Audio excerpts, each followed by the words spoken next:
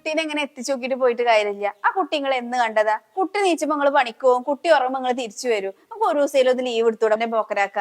അതിന്റെ റംന പണ്ടൊരു ചൊല്ലുണ്ട്, ആപത്തു കാലത്ത് തൈ പത്ത് വച്ചാൽ ആപത്തു കാലത്ത് കാല് നീട്ടിയിരിക്കാൻ. അതായത് നല്ലപ്പ കാലത്ത് പണിക്കാൻ പോയി കഴിഞ്ഞാൽ വയസ്സം കാലത്ത് അവിടെ ഇരുന്ന് തിന്നാന്നുള്ളേ. അതിന്റെ ലീവ് എടുക്കല് ചലക്കാതെ പോയി കഴിഞ്ഞാൽ അവിടുന്ന്. എല്ലാരും ജീവിക്കാൻ വേണ്ടിട്ട് പണിയെടുക്കുക, പക്ഷെ ഈ ചെങ്ങായോ പണിയെടുക്കാനായിട്ട് ജീവിക്കുക. കഷ്ടം.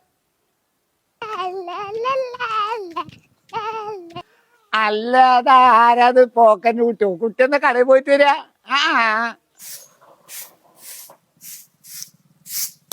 ആ റംന, ആരിപ്പത്?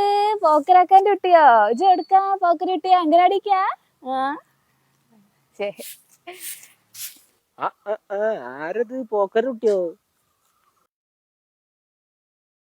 ആരത് പോക്കരുട്ടിയോ? പോക്കരാക്കാൻ്റെ കുട്ടിയോ? അതാരാത് പോക്കൻ കുട്ടോ? എന്നാ ഹർത്താലായതുകൊണ്ടെങ്കിൽ നിങ്ങൾ ലീവ് എടുത്തല്ലോ, സമാധാനം. ഞാൻ കുട്ടിനെ ഉണ്ടാക്കിട്ട് വരാം. ഇപ്പച്ചു കുട്ടി നീച്ചോ? അങ്കൽവാടി പോകാൻ റെഡി ആയല്ലേ? അയ്യോ